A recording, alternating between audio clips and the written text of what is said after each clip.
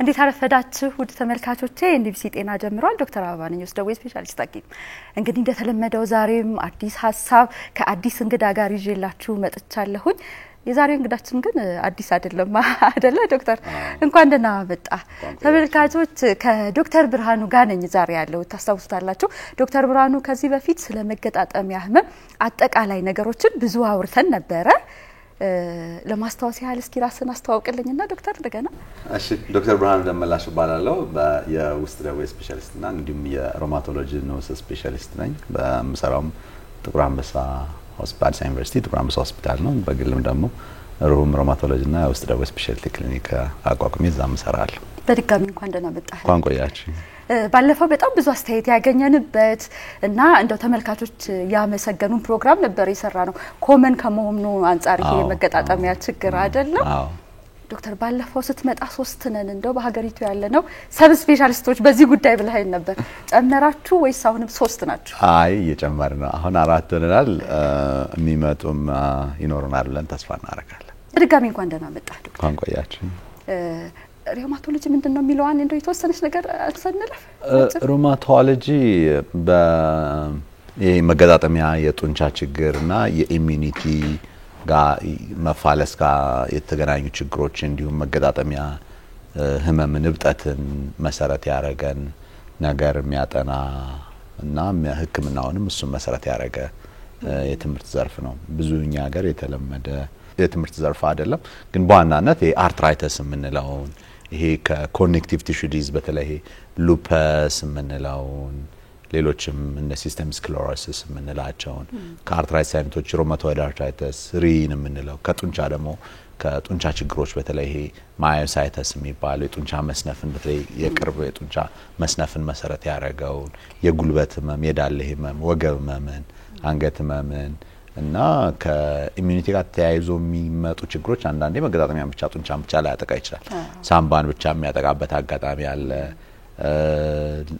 ጉበትን ብቻ የሚያጠቃበት አጋጣሚ ኩላሊት ድክመት በጣም በብዙ ፐርሰንት ልንለው እንችላለን ከኢሚኒቲ ማፋለስ ጋር የሚገናኙበት አጋጣሚ ይኖራቸዋል ሶ እነዚህን ሁሉ ዘርፍ ያረጋ እነዚህን ሁሉ ነገሮች የሚያጠናውን እና ህክምናውንም እዚህ መሰረት ላይ ያረጋው ነገር ሮማቶሎጂ እንለዋለን በአገራችን ብዙ ኮመን ካለመሆኑ የተነሳ ምትነግረኝ እንትኖች ቃላቶቹ ራሱ አብዛኞቹ እንግሊዘኛ ናቸው አይደለ አዎ እንትም ተብሏል አይ ቲንክ ያው አልተለመደም ስላልተለመደ ብቻ ሳይሆን በሽታው የለም ለማለት እንኳን ያስቸግራል እውነት ነው ግን ሁሉንም ለምሳሌ መገጣጠሚያ ችግሮችን በሙሉ ሪ ነው ወደሚል የማዘንበል ነገር አለ እንደገና ደግሞ የጡንቻ መስነፎችንም የነርቭ ችግር ነው የማለት ነገር አለ የወገብ ምንም ደግሞ አጠቃላይ የዲስክ ችግር ነው የማለት ነገር አለና ይሄ ሉፐስን ተከትሎ የሚመጡት ችግሮችም የኩላሊት ችግር ናቸው ተብሎ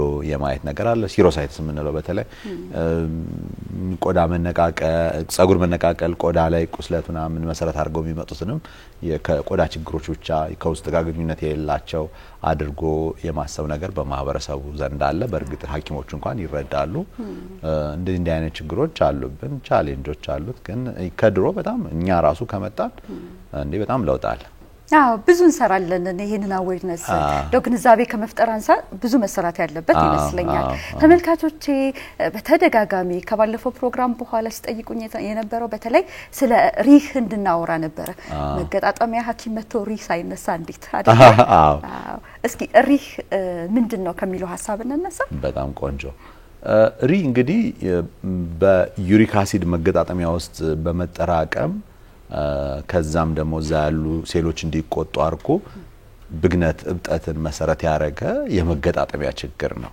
ስለዚህ ሪ ማለት ዩሪክ አሲድ በመገጣጠሚያ ውስጥ ገብቶ የሚፈጥረው ችግርና እብጠቱን ህመሙን ሪ እንለዋለን ማለት ነው አርትራይተስ ዩሪክ አሲድ መሰረት ያረጋ አርትራይተስን ሪ እንለዋለን ማለት ነው አዎ ቅድም አሁን ስትነግረኝ እንደነበረው መገጣጠሚያ ሁሉ የህመም ሁሉ ሪህ ተብሎ ይወሰዳል ይሄ ልክ አይደለም አይደለ ስለዚህ ከሌላው የመገጣጠሚያ ህመም ሪህን እንዴት ነው ሊለይ የሚችለው በጣም ቆንጆ ጥያቄ ነው ይሄ ከሌሎች መገጣጠሚያ ችግሮች የምንለይበት ዋና መንገድ የዩሪክ አሲድ ከመገጣጠሚያው ከብጠቱ ከፈሳሹ ላይ መገኘት መቻል አለበት። ያ ፓቶግኖሚክ የምንለው ነው የሚሆነው ማለት አንድ ሰው መገጣጠሚያውን ሲያመው ከዛ ካበጠው መገጣጠሚያ ላይ ናሙና ተወስዶ ዩሪክ አሲድ ክሪስታል የምንለው መገኘት አለበት።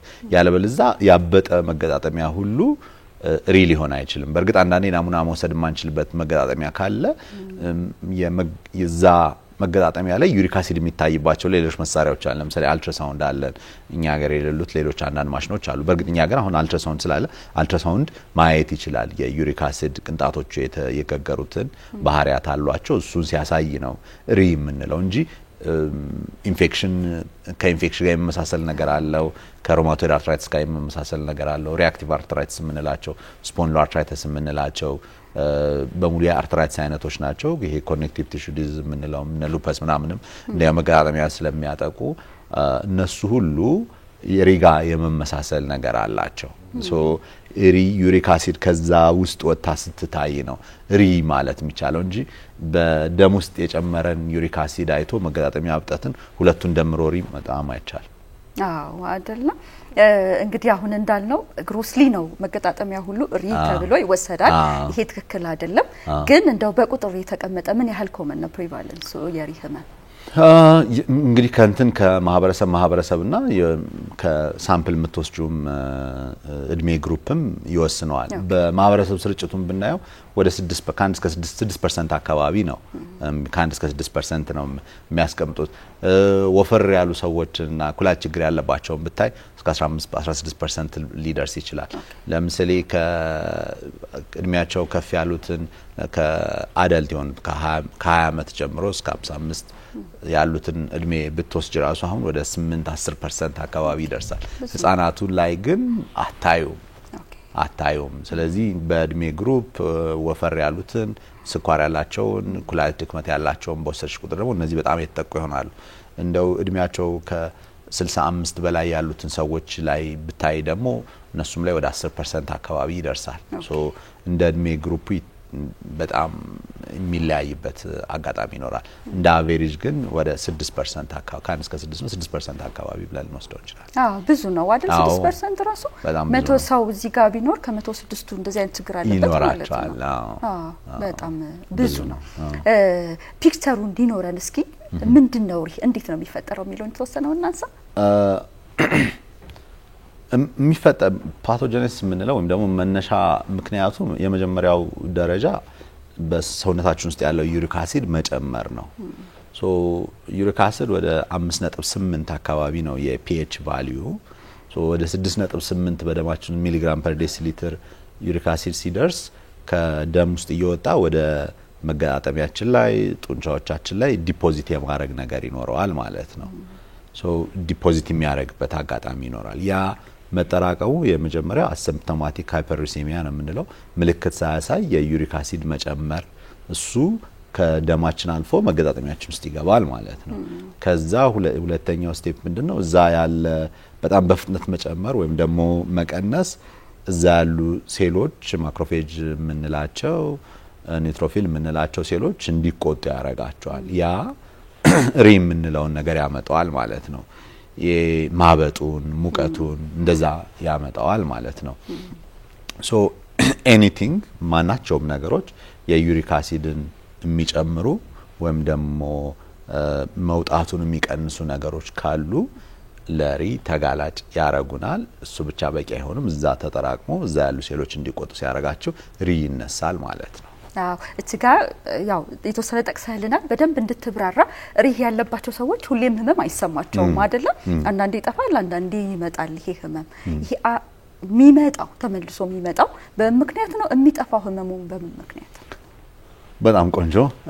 እንግዲህ የመጀመሪያው እንዳልኩት ስቴፕ ዩሪክ አሲዱ መጨመሩ ነው። ከዛ ዛ መጠራቀሙ ነው። ከዛ ይነሳል። በሚነሳበት ሰዓት ሰውነታችን ያ የሚነሳን ነገር የማቆም ሂደት ውስጥ ነው የሚገባው። እንደ ባዕድ ቆጥሮ የማጥቃት ሂደት ይኖረዋል። ከዛ በኋላ እሱን የማጽዳት ስራ ሰርቶ ያረጋጋዋል ማለት ነው። ያ እብጠቱ ሙቀቱ የሚመጣው በዛ ውስጥ የተፈጠረን ችግር ለመፍታት በሚያደርገው ሂደት ውጤት ነው ማለት ነው። ስለዚህ ዛ ከርባለ ዩሪክ አሲዶቹን ያረጋጋቸዋል፣ ቁጣ እንዳይከሰት ያረጋል፣ በደም ውስጥ ያለውን በጣም እንዲቀንስ ያረጋግና ኢንፍላሜሽኑ ሴትል ያረጋል። በራሱ 6-7 ቀን ቆይቶ በራሱ ይረጋጋል። ከዛ ይሄ በደም መገጣጠሚያ ውስጥ ያለው ዩሪክ አሲድ በጣም ፍላክቹዌሽን ወይም ደግሞ እንዲ ካልተምታታበት ያንን ያስጠብቀውና ህመም ሳይሰማን አንዴ ብቻ ገጥሟቸው ሰዎች አመታት ደግሞ ላይ ከሰት ይችላል። ኦኬ አንዳንዴ ደግሞ ከ2 ወር 3 ወር በኋላ ደግሞ ይመጣል። ግን አንዴ መጥቶባቸው ደግሞ ካልተነሳ ያለ መንሳት ድል ከፍ ያለ ነው የሚሆነው። ሁለተኛ ሶስተኛ በተለይ ሁለተኛ ሶስተኛ ከመጣ ከዛ በኋላ አሁንም የመምጣት ድሉ በጣም ከፍ ያለ ነው የሚሆነው ማለት ነው። ስለዚህ ዝም የሚልበት ምክንያት እዛ ያሉትን ዩሪክ አሲድ ክሪስታሎች ፍራግመንት ወይም ተሰባብረው ለነዚህን ሴሎች የሚረብሹበት እንዲነቃቁ ትሪገር የሚያረጉበት እንዲነሳሱ ቁጣ እንዲያመጡ የሚያረጉበትን ነገር ሰውነታችን ስለሚቆጣጠር ነው። የራሱ ፓቶጀነስ ሜካኒዝሞች አሉት። እነሱን ስለሚያረጋቸው ነው ጸጥ ብሎ የሚቆየው ማለት ነው። የተለየ አመጋገብ ወይም የክብደት መቀነስ ወይም ደግሞ ተጨማሪ በሽታዎች ከሌሉ ወይም ደግሞ መድኃኒቶች ምንወስዳቸው ካልመጡ ደግሞ ሳይነሳ ረጅም ጊዜ የሚቆይበት ሂደት ይኖረዋል ማለት ነው። ስለ ሪህ ሲነሳ አንድ ታካሚ ትዝ ይሉኛልና ሪህ አለብሽ አሉኝ። እኔ በምን ሀብቴ ነው ሪህ የሚኖርብኝ ያሉ ታካሚ። በማህበረሰቡ ሪህ ሲባል የሀብታም በሽታ ተደርጎ ነው የሚወሰደው። ዶክተር አጋላጭ ሪስክ ፋክተር የምንላቸው አጋራጭ ነገሮች ምንድናቸው የሚለው ትነግረናለህና እውነትም የሀብታም በሽታ ነው ወይ? አይ የሀብታም በሽታ ከባድ ጥያቄ ነው ይሄ። ታሪካዊ ዳራውን ካየነው ሪ ከአብሮን የኖረ በሽታ ነው። ምን ሰዎች ህመምን ዶክመንት ማድረግ በሽታን መጻፍ ከጀመሩበት ጀምሮ ያሉ ማስረጃዎች ሪ የሚባለውን በሽታ እንዳለ ያሳያል። ወደ ኋላ ስንሄድ ራሱ እንደ ፒራሚዶች ላይ ምናምን ያሉ ስዕሎች እንኳን ሲታዩ ሰዎች ታመው የሚለው ለሪና አገላለጽ በጣም የቀረቡ ናቸው።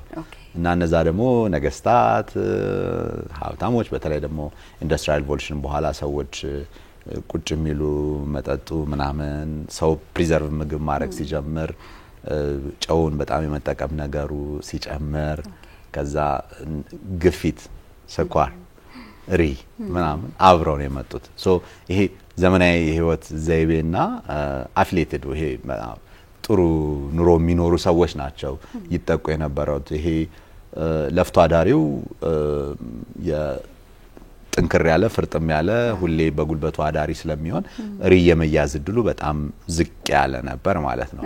ስለዚህ ምን ያህል ሀብታለሽ የሚለው ሳይሆን ምን አይነት የህይወት ዘይቤ ትከታያለሽ የሚለው ነው። ድሮ ደግሞ ቁጭ ማለት ውፍረት የባለ ሀብቶች ገንዘብ ያለው ሀብት ያለው ሰው ስለነበረ እንደ ስኳር የነበረው ግንዛቤ ስኳር ሀብታም ነው እንደሚባለው በፊት ማለት ነው። ሪም እንደዛ አዎ እሺ ሪም እንደዛ ነው። ሶ አጋላጭ ነገሮችን ስናያቸው በርግጥ ማናቸውም የዩሪክ አሲድ ሊጨምሩ የሚችሉ ነገሮች አጋላጭ ናቸው ብለን ነው ማለት። ዩሪክ አሲድ ምንድን ነው የሚጨምረው የሚለው ጥያቄ ነው። ሶ ፕሮቲንነት ያላቸው ምግቦች በተለይ ስጋ፣ የእጽዋት የእንስሳት ተዋጽኦ ስጋ በዋናነት የትኛውም አይነት የፍየል በይ በግ በይ የሁሉም አይነት ስጋዎች እነሱ ይጨምራሉ። ጣፋጭ ነገሮች ቸኮሌት እንደዚህ አይነት ነገሮችም ይጨምራሉ ዩሪክ አሲድን። ከዛ ደግሞ ይሄ የመጠጦችን ጣፋጭ መጠጦችም ለስላሳ መጠጦችም የመጨመር ነገር አላቸው። እነዚህ በሙሉ በብዛት በተወሰዱ ቁጥር ይጨምራሉ። በዋናነት የዩሪክ አሲድ ዝግጅትን በመጨመር ነው እነዚህ ነገሮች ዩሪክ አሲድ እንዲጨምር የሚያደርጉ። አልኮል በባህሪው ትንሽ ለየት ይላል። አልኮል ዋና ነው። ሁሉም አልኮሎች ይጨምራሉ። ቢራም በዩ አረቂ መጠጦችም ባያቸው እንዲሁም ደግሞ ዋይን መጠጦችም ሁሉም ይጨምራሉ። በመጠን ካየነው የቢራ ተጽዕኖ በጣም ከፍ ያለ ነው። የቢራ ተጽዕኖ በዩሪክ አሲድ በመጨመር ላይ በጣም ከፍ ያለ ነው። ቀጥሎ ይሄ አረቂነት ባህሪ ስፒሪት የሚሏቸው እነ ውስኪ ባዩ፣ ቮድካ ባዩ፣ አረቂ ባዩ ሌሎች መጠጦች በዚህ ዘር ያሉትም ሁለተኛ ደረጃ ልናስቀምጣቸው እንችላለን። ዋይን የተወሰነ ዝቅ ያለ ነው በሪስክ ደረጃ ካየናቸው ግን እነዚህ አልኮል በባህሪው የሚለየው ምንድነው አንደኛ የዩሪክ አሲድ በጉበታችን ላይ ያለውን የዩሪክ አሲድ ዝግጅት እንዲጨምር ያደርጋል ከዛ ደግሞ ኩላሊታችን ላይ ሂዶ ዩሪክ አሲድ የሚወጣበትን መንገድም በመቀነስ እንዳይወጣም ያደርጋል ዝግጅቱን ይጨምራል ሶ የአልኮል ተጽዕኖ ከስጋም ከምንም በጣም ከፍ ያለ ነው ሶ ሁሌም በምንመክርበት ሰዓት አልኮልን ተጠንቀቁት አንደኛ አልኮልን ተጠንቀቁ ሁለተኛ ስጋን ተጠንቀቁ ነው የምንለው የእጽዋት ፕሮቲን ለአቮካዶ ባዩ የሊጊዩምስ የምንላቸው ሌሎችም ገብስ ከነሱ የምናገኛቸው ከባቄላ እንደዚህ ላይ ካተር ላይ የሚገኘው ፕሮቲን ዩሪክ አሲድ የመጨመር ባህሪውን ስናየው እንደነ ስጋ እንደነ አልኮል አይደለም በጣም ትንሽ ነው ሶ ብዙ በቃ አቁሙ ብለን ብዙ አናበረታታቸው ሶ የስጋው ላይ ነው ትኩረት ተደርጎ እንዲሆን የምናየው በተለይ የስጋዎች አሳም ቢሆን የአሳና የባህር ተዋጽኦችም ሌሎችም አሉ ብዙ ናቸው እኛ ሀገር ብዙ ስለማይበሉ እነሱ ላይ ትኩረት አድርጎ መቀነስ ይፈልጋል ግን ሌላው እንግዲህ ዝግጅትን የሚጨምር በሰውነታችን የካንሰር ህመም ካለ የኩላሊት ድክመትም ካለ እነሱም ሌላ አጋላጭ ነገሮች ናቸው የሚሆኑት የዝግጅቱን የመጨመር ነገር ይኖራቸዋል ውፍረትም ካለ ዝግጅቱን ትንሽ የመጨመር ነገር ይኖረዋል ማለት ነው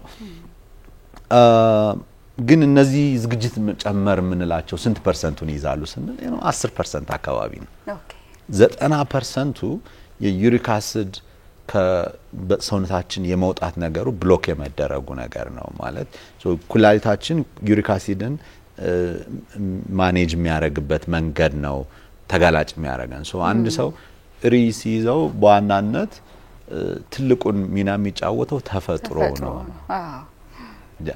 ግን በሪ መያዝሽን ተፈጥሮ ቢያመጣው በየጊዜው የመነሳትና ያለመነሳቱን ነገር ግን ባንቺ እጅ ነው ያለው ትቆጣጣሪዋለሽ ማለት ነው በቃ ተፈጥሮሽ ተጋላጭ ነሽ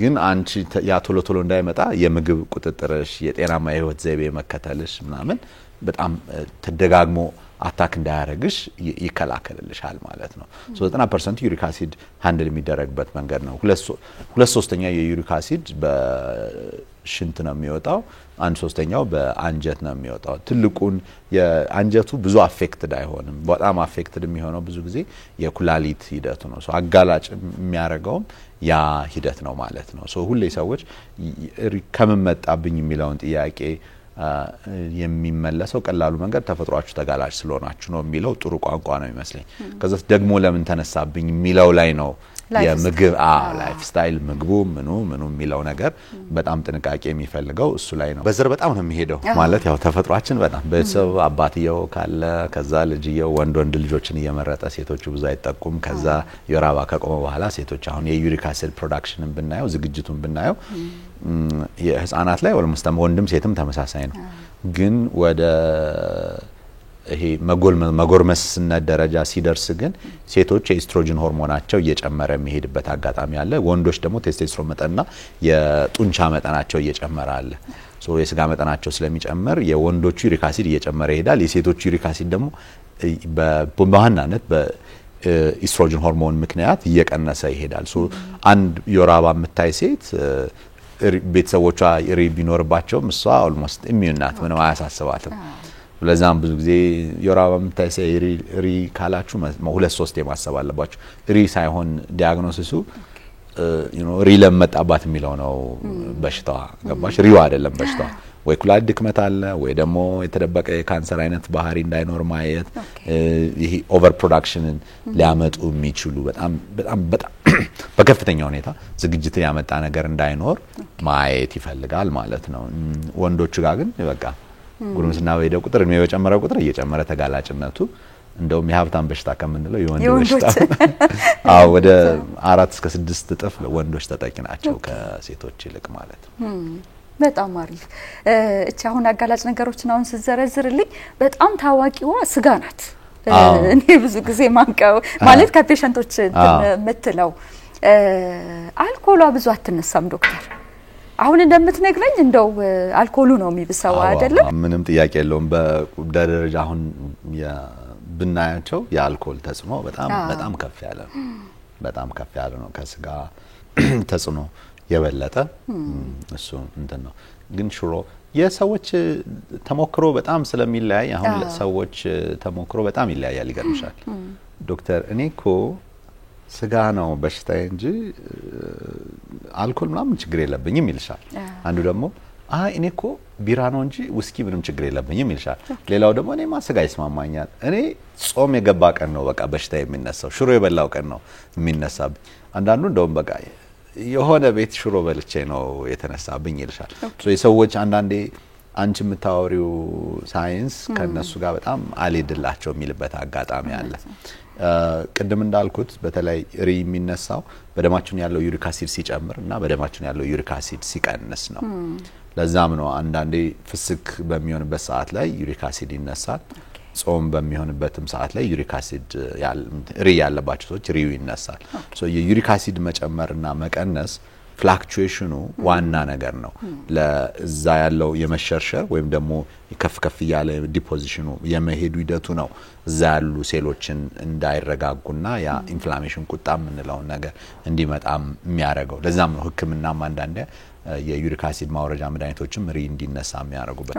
ሰዎች በሰላም ይኖር የነበረው ወፈር ያለ ሰው ክብደት መቀነስ ሲጀምር ታኒኮ ውፍረቴ ይሻለኝ ነበር አሁን ስፖርት ሰራ ነው ስቀንስ ነው የተነሳ ነበር ኦሬዲ ቀስ ያለ ስሎሊ እየጨመረ የመጣ የገገረ ዩሪክ አሲድ ነበረው አሁን ክብደት በሚቀንስበት ሰዓት ላይ ዩሪክ አሲድ ቼንጆቹ በደም ቼንጅ ስለሚኖር በዛ ሰዓት ላይ ያ ለውጥ እንዲነሳ ያረጋግበታል ጥሩ ለውጥ ነው ግን ደግሞ ሪስክ አለው ለዛም ነው አንዳንድ ዩሪክ አሲድ የማውረጃ መድኃኒቶችን ስንሰጣቸው ሰዎች ይነሳባቸዋል ያ ግን ጥሩ የመዳን ሂደት ውጤት አድርገን ልናየው እንችላለን ማለት ነው አንዳንዴ የምትበይው ነገር ተመሳሳይነት ካለው ሰውነትሽ ኦሬዲ ያን ስለሚለምደው ለውጡ ሪው እንዲነሳ ያረጋል ማለት ለውጣ አንድ አይነት ተመሳሳይ የህይወት ዘይቤና አንድ አይነት አመጋገብ የሚከተሉ ሰዎች በሪ የመጠቃት እድላቸው በጣም ዝቅ ያለ ነው የሚሆነው ማለት ነው አሁን እንዳነሳህልኝ ዶክተር አንዱ ለምሳሌ የጾሙ ያስነሳበታል አንዱ የፍስክ ምግብ ያስነሳበታል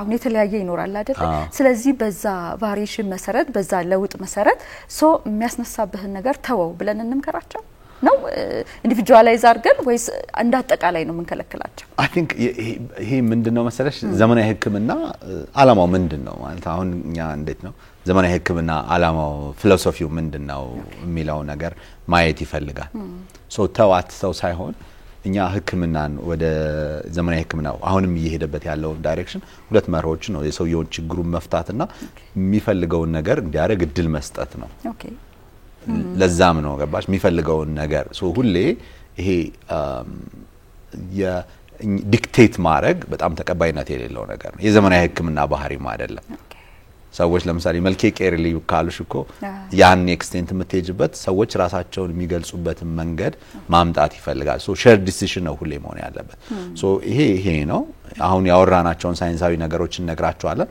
ሰዎች እንዲወስኑ ለምሳሌ አሁን እኔ ሁሌ መጠጣት ፈልጋለሁ ካለ አንድ ሰው ኦኬ ይሄ አደጋ አለው ምን መክረው ይሄን ነው አንተ እንደዚህ የምትፈልግ ከሆነ ግን በዚህኛው መንገድ ችግርህ መፍታት ትችላለህ የሚለው ማምጣት ያስፈልጋል ማለት ነው ሁሌ ሳይንሳዊ መሰረቱ ምንድነው ከዛ ሰውየው ላይ ያለው ነገር ምንድነው ከዛ ደግሞ ሰውየው የሚፈልገው ምንድነው የሚለው ነገር ማየት ይፈልጋል ሁሌም ዘመናዊ ህክምና መገለጫዎቹ ያለውን ችግር መፍታት ሰዎች ራሳቸውን መግለጽ በሚፈልጉበት መንገድ ወደ ዓለም ራሳቸውን እንዲገልጹ መርዳት ነው የሚሆነው አንድ ሰው የሽሮ ፍቅር ኖሮት በሪ ምክንያት ሽሮ መብላቱ እንዳያቆም ነው ህክምና አላማው ገብቶሻል አይደል ስለዚህ ሽሮ ሪስክ አለው ወይ አይ ሳይንስ የሚለው ብዙ ሪስክ የለውም ማቆም አያስፈልግህም ብለን ነው ምናምነው አንተ ግን የግል ተሞክሮ ሁሌ እንደዚህ ከሆነ ማቆም የተሻለ አማራጭ ሊሆን ይችላል እኛ ምናምነው ይሄ መድኃኒት እንደዚህ ይሄ ሊረዳህ ይችላል ከዛው ደግሞ አንተ ወስነው መወሰን ይችላል ሳይንሳዊ መሰረት ያለው ለምሳሌ አንድ ሰው መጠጣት ሁሌ ነው የምፈልገው ካል አይ መጠጣት ሁሌ አንመክረም ምክንያቱም አንደኛ የምትወስደው መድኃኒት ሜታቦሊዝሙን አፌክት ያደርጋል ይሄ እንደዚህ ያለው ይሄ ያደጋ ሙከራ ነው የሚሆነው መቀነስ ማቆም በጣም ነው ምናበረታታው አይ ምትልም ከሆነ ግን እንዲህ ነው የሚለው ሼር ዲሲዥን አሁን የሰዎች ሼር ዲሲዥን ይሄ ተነጋግሮ መሆን ስለሚሆን ማቆም የሚባለው ቋንቋ ቀርቷል አሁን በተለይ አሁን ቅርብ ጊዜ ያሉ መጽሐፎችን ብታያቸው እና የሚወጡ ፐብሊኬሽኖችን ብታያቸው በቃ የሆነን ምግብ በማቆም ችግሩ እንደማይፈታ እናውቃለን። ኦኬ ችግሩ እንደማይፈታ ስለምናውቅ ግን የሚቀንስባቸው መንገዶች አሉን ምንም ጥያቄ የለውም። ለምሳሌ ከአመጋገብሽን በጣም አትክልት ነገር ላይ ማዘውተር ከሆነ ይሄ ጥራጥሬ ነገሮች ላይ ማዘውተር ከሆነ ሪስክ የሚነሳብሽና ዩሪክ አሲድሽ በጣም ይቀንሳል፣ እንትንሽም ይቀንሳል። ክብደትሽ የምትቀንሽም ከሆነ በደንብ መድኃኒት ላይ ያስፈልግሽ ይችላል። ገባሽ? በተለይ ደግሞ ወተት በደንብ የምትጠጪ ከሆነ ቫይታሚን ሲ ኮንቴንት ያላቸው ሎሚ ቫይታሚን ሲ እንደ ሰፕልመንት የምትወስጂ ከሆነ እነሱ በጣም ሪስክሽን ዩሪክ አሲድሽን እየቀነሱልሽ ይሄዳሉ። እሱን ታበረታቸዋለሽ። ምንም መቅረት የሌለበት ሌላው ነገር ደግሞ ኤክሰርሳይዝ ነው። ስፖርት በደንብ ሁሌ መስራት ያስፈልጋል። እነዚህ ነገሮች ሪስክሽን በደንብ ይቀንሱልሻል ማለት ነው። ወደ ዲያግኖሲሱ ጋር እንምጣ እስኪ። ይሄ ለሕክምና ባለሙያዎች ጭምር የሚጠቅም ይመስለኛል። አንዳንድ ጊዜ የሆነ ሰው የመገጣጠሚያ ችግር ይኖርበትና ላብራቶሪ ይላካል። ከዛ ዩሪክ አሲድ ይላክና ዩሪክ አሲዱ አልጨመረ ይሆናል። አይ ሪህ አይደለም ተብሎ ሌላ ነገር ይታሰባል። ሪሊ እንደዛ ነው ወይ መታሰብ ያለበት? እንግዲህ ተመልካቾች በተለይ ስለ ሪህ ችግር ስለ ሪህ ህመም በደንብ በሰፊው እያነሳን ነው ያለነው። እስካሁን ምንድነው የሚለውን አይተናል። አጋላጭ ባህሪያት ምንድናቸው የሚሉትን በደንብ በሰፊው ዶክተር ብርሃኑ አብራርቶልናል። ከእረፍት ስንመጣ ደግሞ አሁን እንዳነሳሁት እንዴት አድርገን ነው ዲያግኖስ የምናደርገው ወይም ደግሞ ችግሩ በትክክል ሪህ ነው ወይ የሚለውን እንዴት ነው የምንደርስበት የሚለውን ዶክተር ብርሃኑ ጋር መልሻችሁ ይነግረናል ማለት ነው። ከረፍት ስንመጣ ነው የሚሆነው። አብራችሁን አረፋፍዱ።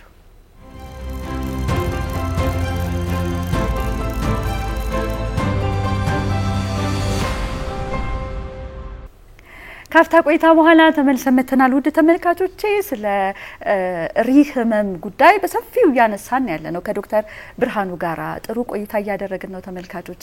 ዶክተር ተመለስን ከረፍት በኋላ እንደው ችግሩን እንዴት እንወቀው? በትክክል ብዙ ምክንያቶች ሊኖሩ ይችላሉ ተባብለናል አይደለ? ቅድም በትክክል ሪህ ነው አይደለም የሚለውን እንዴት ነው ሊታወቅ የሚችለው? በጣም ቆንጆ ጥያቄ። እንግዲህ ምልክቶቹንም በዚሁ ተነጋግረን ብንሄድ ጥሩ ነው። ሪ ያው በቃ የመገጣጠሚያ እብጠት ሙቀት ያለው እግር ላይ ከሆነ ጫማ ለማድረግ ጉልበት ላይ ከሆነ ለመነሳት ለመራመድ የሚያስቸግር አንዳንዴ ዳሌ ላይ አልፎ አልፎ እጆች ላይ እዚህ ክርን ላይ የሚመጣ አይነት የአርትራይተስ አይነት ነው። ብዙ ጊዜ ሲመጣ የመጀመሪያ የሚያጠቃው ትልቁ አውራጣታችን እግራችን ላይ ያለው ነው። ከዛ ውጭ ግን ቁርጭምጭሚት ሊያጠቃ ይችላል፣ የመሃል እግራችን ሊያጠቃ ይችላል፣ ጉልበትን ሊያጠቃ ይችላል። ሌሎቹንም የእጆችንም መገጣጠሚያ እንደ መጀመሪያ ሊያጠቃ የሚችልበት እድል ይኖራል ማለት ነው። ስለዚህ ሙቀት እብጠት እና ለመንቀሳቀስ በጣም ያስቸግር ኢቭን አንሶላ እንኳን ሲነካን ካልሲ ማድረግ ማንችልበት ጫማ ማድረግ ማንችልበትን አይነት ባህሪ ያለው የመገጣጠሚያ ህመም ነው። ስለዚህ ቀለል ያለ እብጠት የሌለው ህመም ሪህ የመሆን እድሉ በጣም ዝቅ አትሊስት አሁን ባለን ተረድቶ ሪህ የመሆን እድሉ በጣም ዝቅ ያለ ነው ብለን ነው የምናስበው ማለት ነው። ሶ እንዲህ አይነት ህመም ሰዎች ይዘው ሲመጡ የአርትራይተስ ምርመራ እንዴት እናደርግላቸው? ሪህ መሆኑንስ እንዴት እናረጋግጥ ነው የሚሆነው ማለት ነው። ሶ የመጀመሪያው ስራችን የሚሆነው ከባጩ ናሙና መውሰድ የሚቻል ከሆነ ከዛ ናሙና መውሰድ በጣም ያስፈልጋል። ሁለቴ እንኳን ማሰብ አያስፈልገውም። በቃ ይሄ በተለይ አንድና ሁለት መገጣጠሚያ እብጠት ካለ የምርመራ ውጤቱ በጣም ትልቁ ኢንፎርሜሽን ያለው ናሙና ከመውሰዱ ላይ ነው ማለት ነው። አውራጣት ላይ ሲሆን አንዳንዴ ናሙና ለመውሰድ ትንሽ ሊያስቸግር ይችላል ወይም ደግሞ በጣም ልምድና ኤክስፒሪየንስ ሊጠይቀን ይሆናል ማለት ነው። ሶ እንደዛ በሚሆንበት ሰዓት አልትራሳውንድ ጥሩ መረጃ ሊሆነን ይችላል ማለት ነው። ከዛ ውጭ ግን እሱን ባላረጋገጥንበት ሁኔታ ፕሮባብል ነው በጣም ከፍ ያለ ነው እድሉ ሪል ልንል እንችላለን እንጂ 100% እርግጠኛ መሆን አንችልም ማለት ነው። በተለይ ደግሞ እንዲህ አይነት ቋንቋዎችን ትንሽ ሪዘርቭድ መሆን ጥሩ ነው ብዬ አስባለሁ። ምክንያቱም አንዴ ሪህ ነው በሽታ ካል ቀጥሎ የሚመጣው የህይወት ዘይቤ ለውጥ አለ። ያ ትልቅ ኢምፕሊኬሽን ነው ያለው። ስለዚህ ሪህን ሁሌ ማረጋገጥ አትሊስት አንዴ ካረጋገጥ ነው ከዛ በኋላ ስለማያስቸግረን እሱ እንዲረጋገጥ በጣም አበረታታለሁ ማለት ነው። ሶ ናሙና ወስዶ በማይክሮስኮፕ አይቶ ማረጋገጥ ይፈልጋል። አንደኛው አልትራሳውንድ ደግሞ በጣም ጥሩ መረጃ ይሰጠናል። ቆየት ያለ ከሆነ ተደጋጋሚ ጥቃት ደርሶባቸው ከሆነ ኤክስሬውም በተወሰነ ኢንፎርሜሽን ሊያሳይ ይችላል። ግን አትሊስት አሁን ለኛ ለምናወራው early በጣም በጊዜ ያለ ለማወቅ የግድ አልትራሳውንድ ነው እንጂ ኤክስሬ ምንም ኖርማል ብሎ ነው የሚመጣለን ምንም ጥያቄ የለው። ከዛ ውጭ ደኛ ሀገር የለው ዱዋል ኢነርጂ ሲቲ ስካን የምንለው እሱ እንደውም ቆንጆ ነው። በከለር ልዩነት አድርጎ የገገረውን በደንብ ያሳየናል። እሱ የገገረውን ብቻ ሳይሆን የሚያሳየን ውስጥ ያለውን ችግር ብቻ ሳይሆን ምን ያህል ገግሯል የሚለውንም ያሳያል። ምን ያህል ገግሯል የሚለው ለሕክምና ኢምፕሊኬሽን አለው። ምክንያቱም ያ የገገረው ወጥቶ ሲያልቅ ነው ሪዳነ የምንለው ማለት ነው። ስለዚህ እሱ ኳንቲቲቭ ሜዠርመንት ነው የምንለው። እሱ ትልቅ ነው ኢምፕሊኬሽኑ ማለት ነው። ሌላ ኤምአርአይም በተወሰነ መልኩ በደንብ ሊያሳየን ይችላል። እሱንም መጠቀም እንችላለን። በጣም እንደ ትንሽ ዋጋውን ወደድ ያለ ነው፣ ረጅም ጊዜ የሚፈልጋል። እንደዛ ሲሆን የኢሜጂንግ ሞዳሊቲ ምርጫችን አይደለም እንጂ ፔት ስካንም ልታነሹ ትችላለሽ። እዛ ያለው ነገር በደንብ ዲቴል አድርጎ ሊያሳይ ይችላል። አብዞርቤሽን ኢንቴኩ ምናምን አይቶ ሊያሳየን ይችላል። ግን እንደ የቀን ተቀን ህይወታችንን ፕራክቲካሊቲ የሚኖረው ግን በሁለቱ ነው፣ በአልትራሳውንድና በናሙና በመውሰድ ነው ማለት ነው። ቆየት ያለ ከሆነ ለምሳሌ ሰዎች በተደጋጋሚ መጠቃት ኖሯቸው ከመጡ ግን ኤክስሬ አጥንቱን ብቻ ነው የሚያሳየን። የአጥንት ስፔሲፊክ የሆኑ ኦቨርሃንጊንግ ኢሮዥን ምንል አሉት የሪ መሆኑን የሚያሳይልን በደንብ አለን። ግን እሱ የአልት ኤክስሬ ችግሩ ምንድነው? ለምሳሌ አንድ ሰው በአመት 2-3 የሚነሳበትን ሰው ኢሮዥን የማሳየት እድሉ በጣም ዝቅ ያለ ነው የሚሆነው ማለት። ስለዚህ ምንም ኢንፎርሜሽን ላይ ሰጥሽ ይችላል ማለት ነው።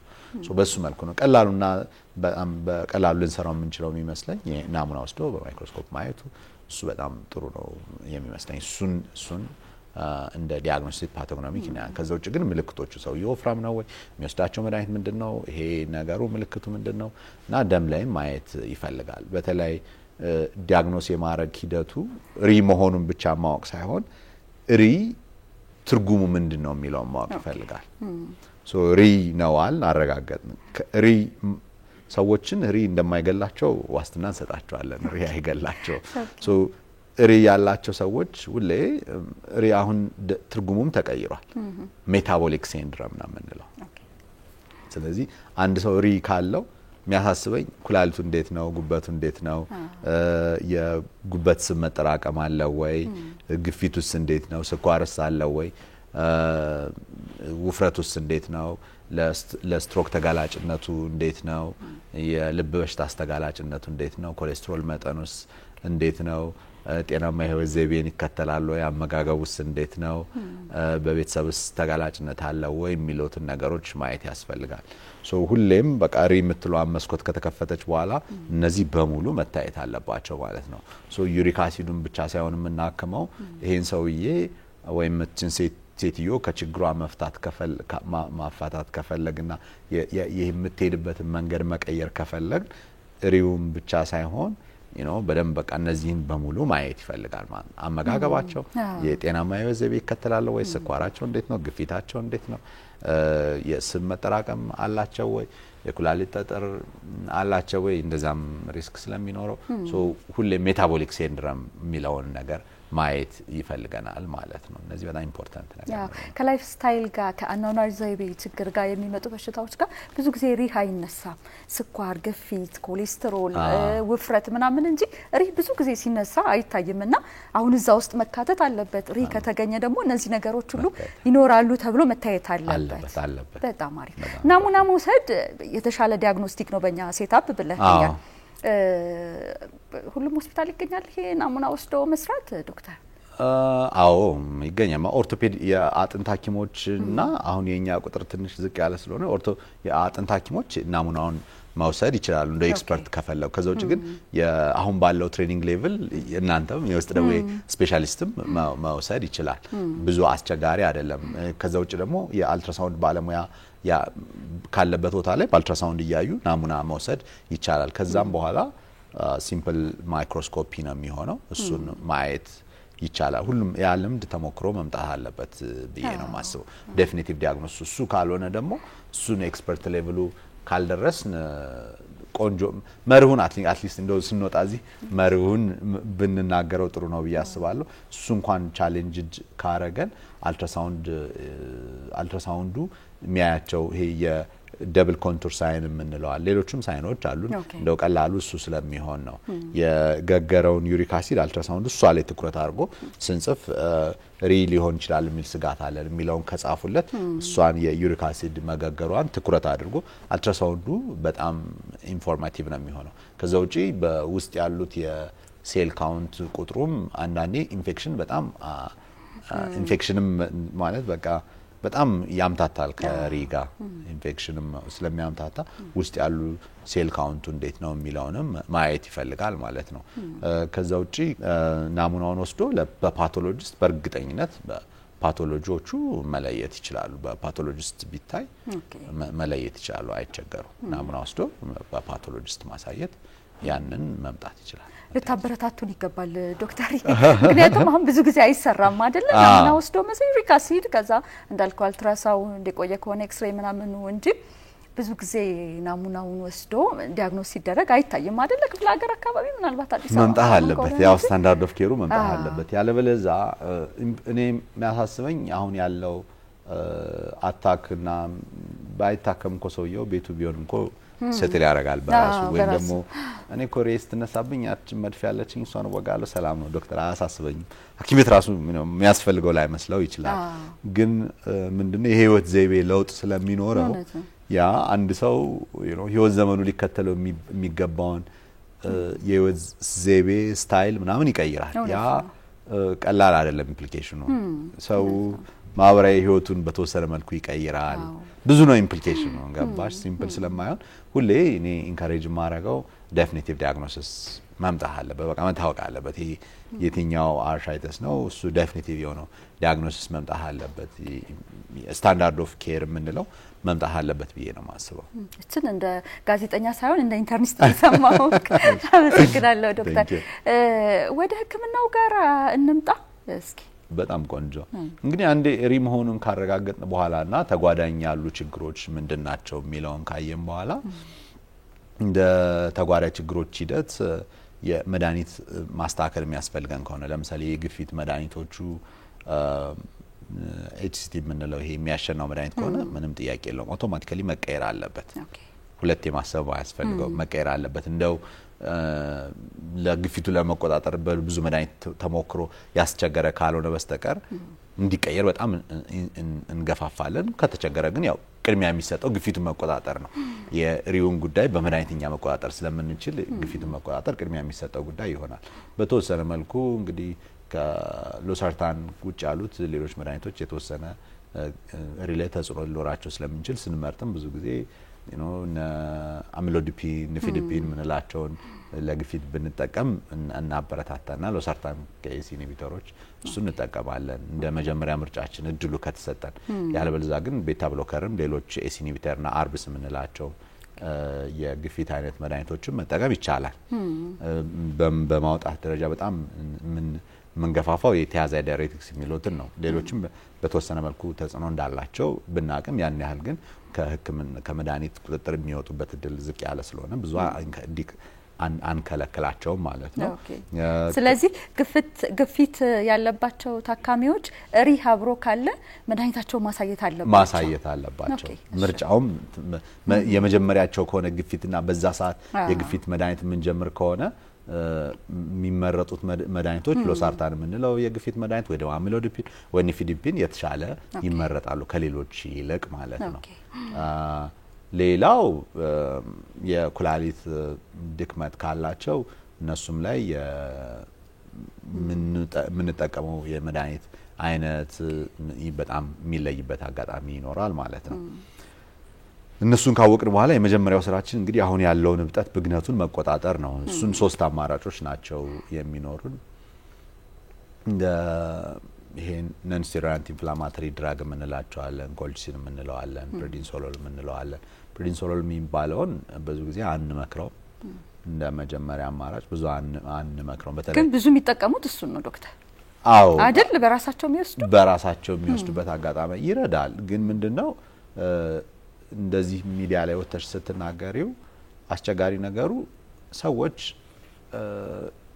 ከችግራቸው የሚበልጥ ነገር ስለማይኖር በቃ ይችን ቁንጽል ያለችዋን ነገር ይዘው የመሄድ ነገርና ለራሳቸው አቢዩዝ የመደረግ ቴንደንሲ ያለውና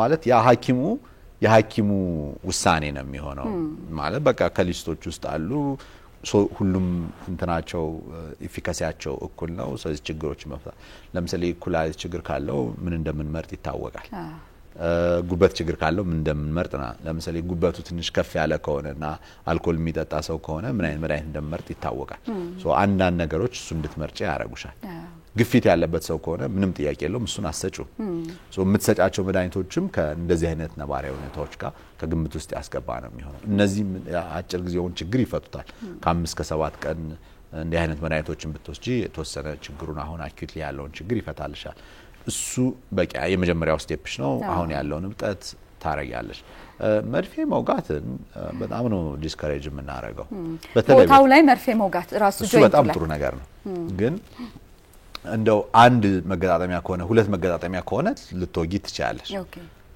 ሶስት እና አራት መገጣጠሚያዎች ከተጠቁ ግን መገጣጠሚያ መውጋት አይመከርም ወይ ደግሞ አንዱ ብቻ በጣም ጎልቶ የታመመ ከሆነ በርግጥ እንደዛ ልታረጊ ትችላለሽ ከዛ ውጭ ግን በደም ውስጥ የሚሰጡ በጡንቻ ላይ የሚወጉ ይሄ መድኃኒቶች አሉ በጣም ነው እንትን የምንለው ማለት አንመክርም በተለይ ስቴሮይድ የሆኑ መድኃኒቶችን ጡንቻ ላይ ለመውጋትን አንዴ ብቻ መውጋት ብቻ ሳይሆን በተደጋጋሚ መውጋትን ደግሞ በጣም ነው እንትን የምንለው እንደ መፍትሄም ደግሞ ሲታይ በጣም ነው የምንከለክለው ለምሳሌ አንድ ሰው ያንን መድኃኒት ሰጥቶት ከዛ የቀጣዩን ፕላን ካረገ ችግር የለውም ግን የቀጣይ ፕላን ሳይኖረው አሁን በመጣ ቁጥር ያን የሚወጋ ያ ትክክለኛ ህክምና አይደለም ማለት ነው በጣም አውትዴትድ ነው እና ያና አኪዩትሊ ያለውን ችግር በእንደዚህ አይነት መልኩ ልንፈታ እንችላለን ከዛ በኋላ ግን ኢሚዲየትሊ የዩሪክ አሲድ መድኃኒት ዩሪክ አሲዱን እንዲቀንስ የሚያደርግና ከመጀመሪያ ደም ውስጥ ያለው እንዲቀንስ ከዛ ከመገጣጠሚያ ውስጥ ያለው ታጥቦ ወደ ደም ከደም በሽንት እንዲወጣለን ምናረግበትን ሂደት መጀመሪያ ያስፈልጋል እሱ ማለት ዩሪክ አሲድ እንዲቀንስ የሚያደርጉ መድኃኒቶችን ማስጀመር ያስፈልጋል በመጣ ሰዓት ለማስጀመር ኢንዲኬሽን የሚሆኑት ሰውየው በተደጋጋሚ በ2 እና 3 በአመት ውስጥ ከተነሳበት ኩላሊት ድክመት ካለበት እንዲሁም ደግሞ የዩሪክ አሲድ መጠኑ ከ8 ከ9 በላይ ከሆነ መጀመሪያውኑ እንዲ ምንላቸው አሉ ሁሌም ግን ጥሩ ኩላሊት ድክመትና በተደጋጋሚ መነሳት እንደዋና ኢንዲኬሽን ተደርገው ነው የሚታዩት እና ያን ስታስጀምሪ ደግሞ አሁን ያለው እብጠት ብግነቱ መረጋጋት የለበትም አስሎንጋስ አሁን ያለውን ብግነት የሚያረጋጋ የሚቆጣጠር መድኃኒት እስከሰጠሽ ድረስ የረጅም ጊዜው መድኃኒት አብሮ መጀመር ይኖርበታል አብሮ መጀመር ብቻ ሳይሆን የብግነቱን ቁጣውን የሚያረጋጉት መድኃኒቶች አብረው ለረጅም ወራ 3 እና ከ3 እስከ 6 ወር አብረው መወሰድ አለባቸው ያለበለዚያ ዩሪክ አሲዱ እየቀነሰ በሚሄድበት ሰዓት ላይ ከደማችን ውስጥ ከመገጣጠሚያችን እየተሸረሸረ የሚወጣበት ሂደት ይኖራል ያ ስሎ ፕሮሰስ ነው ግን እንዲነሳ ያረጋል ስለዚህ የዩሪክ አሲድ መድኃኒት ዩሪክ አሲድ እንዲወርድ በጣም የተለመደው አልፕሮል ምንለው ወይም ፌክሶሳል ወይም ሌሎችን ብንላቸው የሪ መድኃኒት አይደሉም የዩሪክ አሲድ መድኃኒት ናቸው ሶ አንቲ ኢንፍላማተሪ ምንላቸው መድኃኒቶች ናቸው የሪ መድኃኒቶች ሶ ሁለቱ ፕሪንሲፕሉን ሊያብረው ጎን ለጎን መሄድ አለባቸው እነዚህ ዩሪክ አሲድ ነው እንጂ መገጣጠሚያ ውስጥ ስለሚሰራው ምንም የሚገቡበትም ጣልቃ መግባትም የላቸው እዛ ያለውን ሂደት በየራሳቸው በሆነ ሜካኒዝም ሪው እንዳይነሳ የሚከላከሉት ነገሮች ሌሎች መድኃኒቶች ናቸው አንዴ ግን ስቴብላይዝ ካረገ በኋላ ከ3 ወር እስከ 6 ወር ሳይነሳ ታርጌትሽ ብዙ ጊዜ 6 አንዳንዴ በጣም አግሬሲቭ ከሆነና በጣም ኤክስቴንሲቭ ቶፋይ ካለው 5 ልታረጊ ትችላለሽ የዩሪክ አሲድ ጎልሽ እሱን አድርገሽ 3 እስከ 6 ወር ካስቆየሽ በኋላ እነዛ መድኃኒቶች እያወጣሽ መሄድ ትችላለሽ መጽሐፍ አንዳንዴ ቶፋይ በጣም እንደዚህ ያበጡ ነገሮች ካሉት ረጅም ጊዜ እንዲቆይ ይመክራል ይሄ አንቲ ኢንፍላማተሪ ኤጀንቶች በአብዛኛው ግን አንድ 6 ወር እስከ 7 ወር ሳይነሳ ከቆየ ሰላም ከሆኑ ግን አውጥተሽ የምታይበት እድል ይኖርሻል ማለት ነው ስለዚህ የትኛውም ትልቅ የሆነ ያበጠ ቶፋይ የምንላቸው ቢሆኑም እንኳን ይጠፋሉ ጉዳዩ ምንድነው የጊዜ ጉዳይ ነው ረጅም ጊዜ መድኃኒቱን መውሰድ ይፈልጋል ለረጅም ጊዜ መከታተል ይፈልጋል ማለት ነው ዝብርቅርቅ ያለ እይታ ያለ ይመስለኛል ይሄ መድኃኒትን በተመለከተ ዶክተር ሪሄ የተነሳብኝ ይሉና ፋርማሲ ሄደው ካለ ፕሪስክሪፕሽን የሚገዙ ብዙ ሰዎችን አውቃለሁ እና ደግሞ የፋርማሲስቶቻችን ምርጫ ፕሬዲንሶናል ነው አሁን እኔ የኔን እይታ የኔን ትዝብት ነው ምነግርህና ችግሩን ያን ያህል የሚነግሯቸው አይመስለኝም ቀለልም ትላቸዋለች አላቀም ምክንያቱም ምን እንደሆነ ብዙ ጊዜ እሱን ሲወስዱ አያለሁኝ እንግዲህ አሁን ካንተ እንደምንረዳው ተመልካቾች እንደሚረዱት መድኃኒቱን ከመውሰዳቸው በፊት እድሜ ሊሆን ይችላል ያሉበት የጤና ሁኔታ ሊሆን ይችላል ሌሎች ፋክተሮችም ስለሚታዩ ሐኪም ቢያማክሩ የተሻለ ነው ምንም ጥያቄ የለው አዎ ሁለተኛው ደግሞ የዩሪክ አሲድ መቀነሻ ያልካቸው መድኃኒቶች ብዙ ጊዜ ኢንተረስት የላቸውም ታካሚዎች ለመውሰድ ወዲያውኑ እንትኔና ያጠፋው ማለት መሜና ያጠፋው አይነት እይታ ስላላቸውና እቺ ሰመር አድርገን ብናል አዎ ወዲያው ህመሙን ለማጥፋት ሳይሆን ለመቀነስ ነው የምትለው የረጅም ጊዜ ችግራቸውን ያው መገጣጠሚያ ውስጥ የተገገረው ዩሪክ አሲድ ከጠፋ ሪዳነ ብለን ነው የምናምነው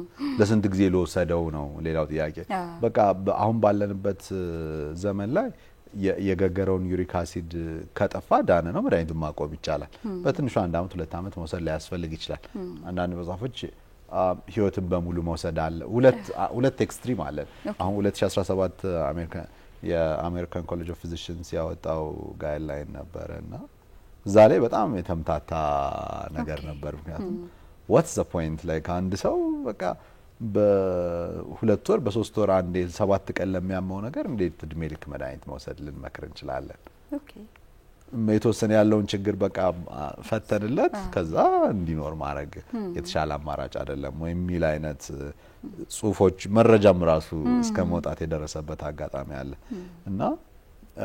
እና እንግዲህ ኤክስፐርት ሌቭል ላይ ያለው ሰዎች ያወጡት ጋይድላይን ነው በርግጥ ክፉ ደጉን ያላዩ ምንላቸው ማለት ነውና እና በጣም እንዲህ ናይቪቲ ያለው ዶክመንቴሽኖችም ስላሉ ነውና ሰዎች ማህበረሰቡ ከየት ያመጣዋለሽ ነው ያው እኛንን ኮምንሰጠውን ይዞኮ ነው እና ደግሞ የተወሰነ በዛ ላይ የሰዎች ተሞክሮ መጥቶ ነው ወደ በሆነ ስርጭት ለማህበረሰብ በሚመች ስነልቦና ውስጥ ከተገኘ አንድ ህክምና በጣም ምንም በጣም ፌመስ የመሆን እድሉ እኮ 100% ነው ለማህበረሰቡ ስነልቦና ቅርብ ከሆነ ለሚፈልገው የወዘቤ ቅርብ ከሆነ ምናምን እንደዛ ይሆናል እውነታው ግን ምንድነው ይሄ ዩሪክ አሲዱን ማውረዱ ብቻ ሳይሆን መገጣጠሚያ ውስጥ ያለው ክሊር ካላረግ ነው ዞሮ ዞሮ ተመልሶ አሁንም ይመጣል እንደው በዚሁ አጋጣሚ ድሮ ሪመነሳት በቃ የመገጣጠሚያ ችግር ብቻ ተብሎ ነበር የሚታሰበው አሁን ግን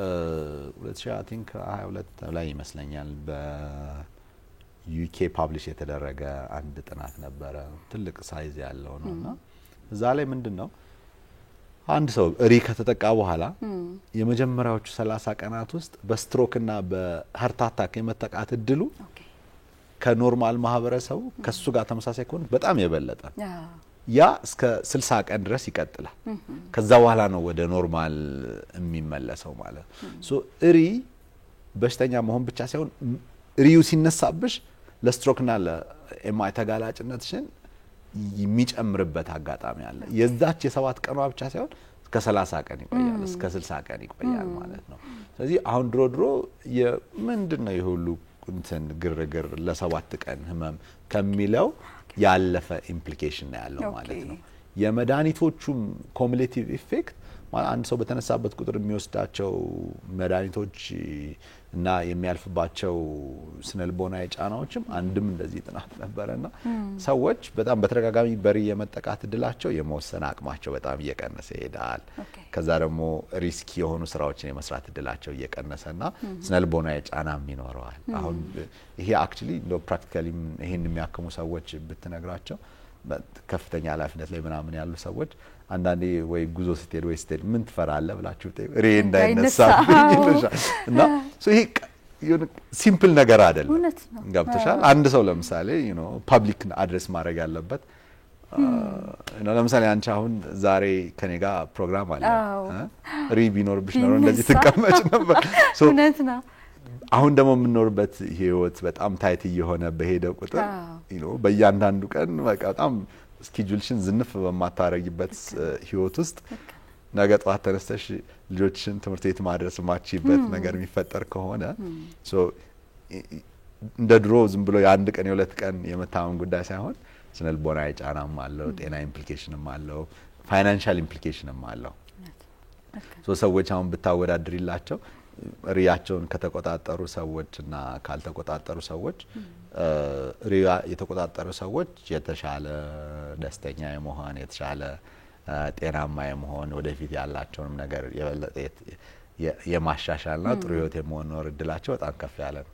ሪያቸው ቁጥጥር ደካማ የሆነ ሰዎች ደግሞ እንዲህ የምታያቸውን የማጣትና የወደፊት የተሻለ ህይወት የመኖር እድላቸው ራሱ በጣም ዝቅ ያለ በጣም እና ኢምፕሊኬሽኑ ዝም ብሎ ጉልበት ወይም የመገጣጠሚያ ህመምን የማከም ነገር ብቻ ሳይሆን የምትኖርበትን የምትሄጅበትን የህይወት መንገድ የተሻለ የማረግ ስለሚሆን እንዲ ሲምፕሊሲቲ የለውም ማለት ነው።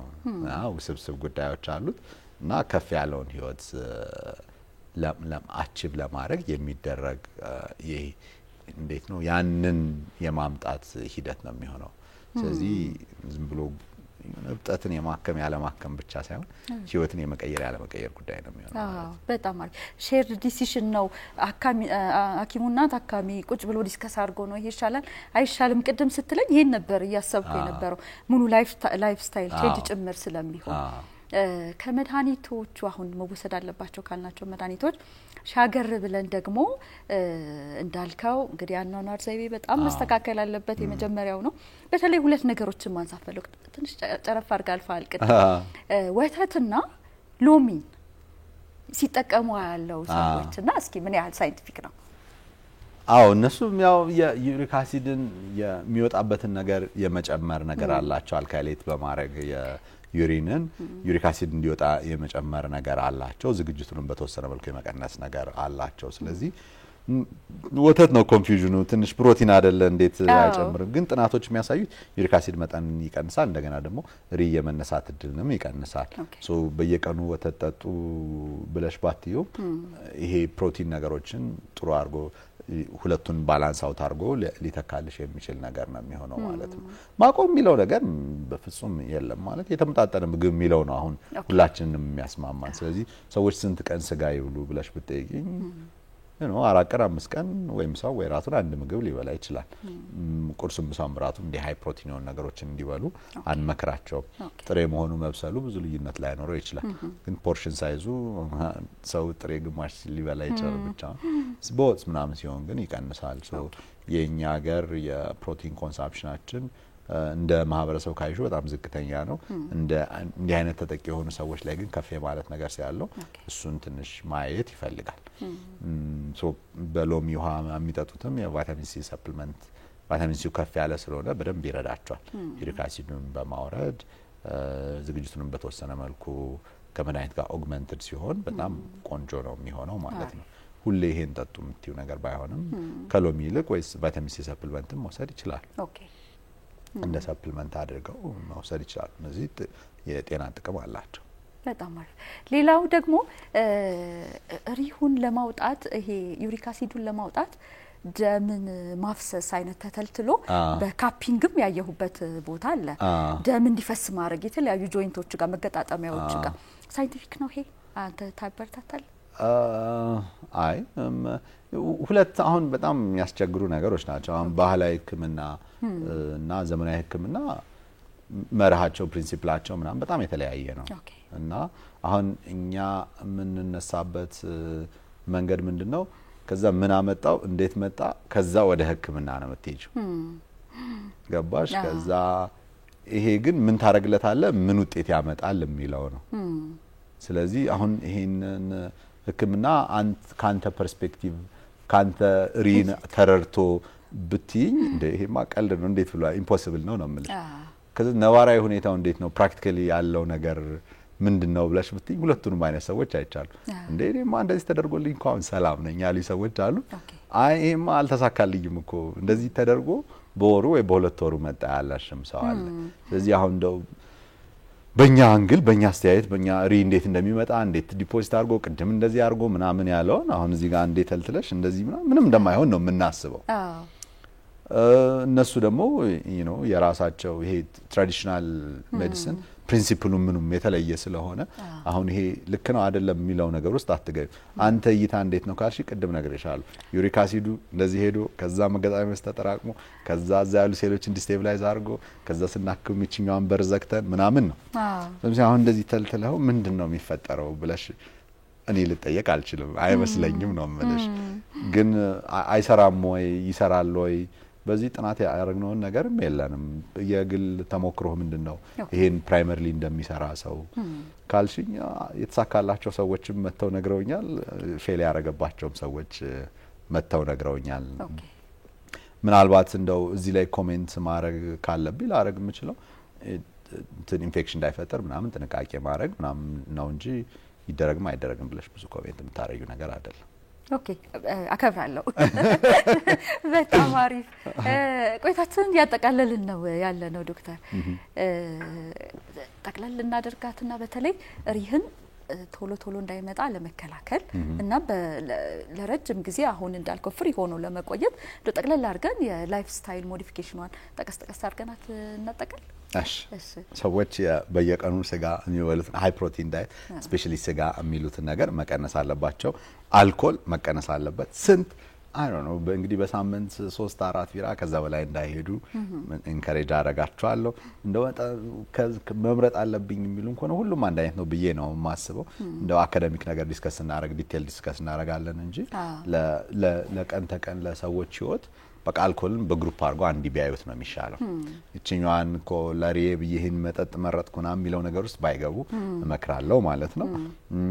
ከዚህ ሁለቱ በጣም መሰረት መደረግ አለባቸው። ከዛ ውጭ ግን ይሄ ምግብ ፍላክቹዌሽን ስለሆነ የሚያመጣው በጾም መሆኑና ፍስክ መሆኑ ሳይሆን ለውጡ ነው የሚያመጣው። ስለዚህ ጾም ላይ የቆዩ ሰዎች እንደውም የእጽዋት ፕሮቲን ያላቸው ነገሮች አብዝተው እንዲበሉ ጾም ውስጥ በሚሆንበት ሰዓት ወደ አትክልት ብቻ እንዳይሆኑ ፕሮቲን ያላቸው እንደ አቮካዶ እና አተር ምናምን ላይ ትንሽ ጨመር ቢያደርጉ የተሻለ ስቴቢላይዝ ሊያደርጉት ይችላሉ ብዬ አስባለሁ። እንደ እንስሳት ፕሮቲን ባይሆንም ግን የተወሰነ ሊረዳቸው ይችላል ማለት ነው። ወይም ደግሞ ቅድመ መከላከል በመድኃኒት ማድረግ ይችላሉ ማለት ነው። ከዛ ዋናውና በጣም እንደው ከምግብም ከመጠጥም በላይ ግን ትኩረት መደረግ ያለበት ይመስለኝ እንቅስቃሴ ማድረግ።